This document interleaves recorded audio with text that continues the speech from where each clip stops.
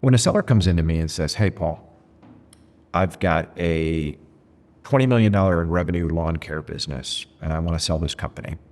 I would like to sell it within the next year.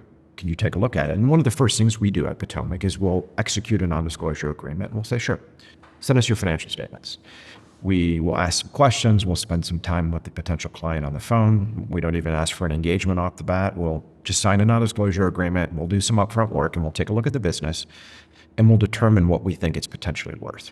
And we'll have conversations with the seller.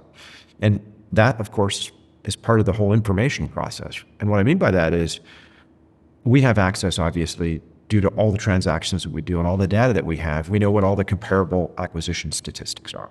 So we know what other lawn care businesses around the country trade for. And we can use some of that to inform our valuation decision with regard to that particular client. But, that's not end all be all. I think we should always keep in mind that comparable acquisition statistics can be helpful, but there are a lot of instances where, those tend to just be averages and there tends to be a lot of outliers, some really on the high end, some on the low end. So an advisor that has great experience and judgment is going to be able to help you kind of understand where you'll fit. So the first part is beginning to ferret out information. What do the comps look like? What's the valuation and market conditions in the current market?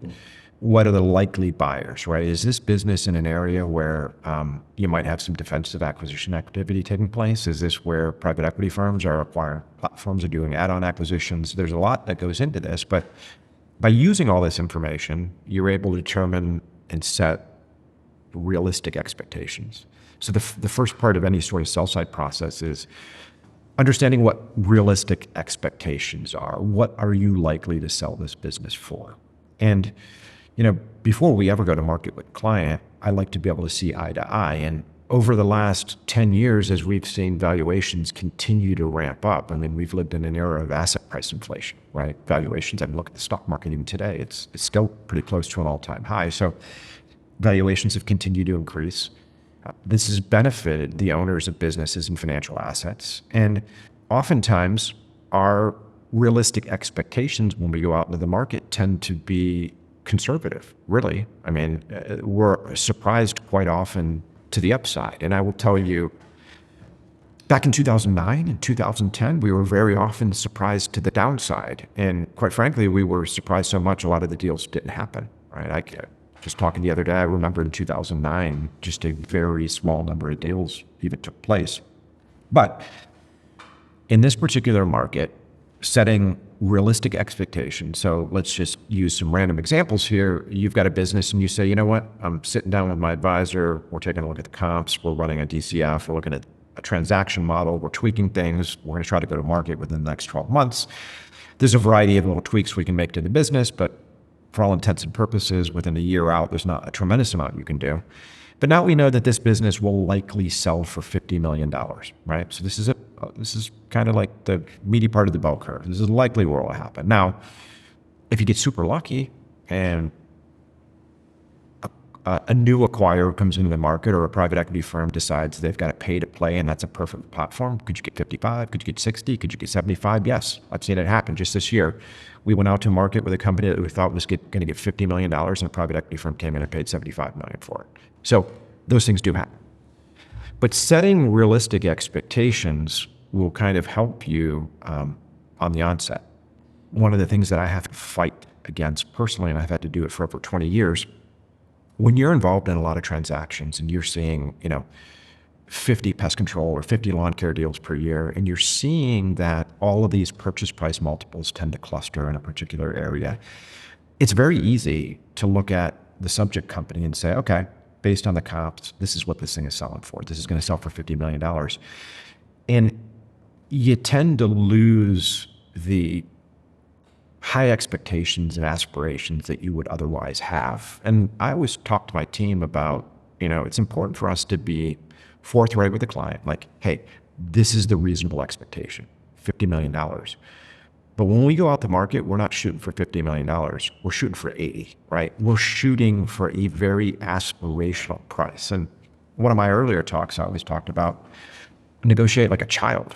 When kids want something, they don't take no for an answer. Like no is just an opening bargaining position, right? A kid wants ice cream, goes to his mom says, no, you're about to eat dinner, no ice cream. Fine, I'll accept that no. That wasn't really a no. I'm gonna go to my dad. Dad, can I have the ice cream? They begin to divide and conquer, and they just have at it, and they yap until somebody gives in and they ultimately get it. So having high aspirations, right?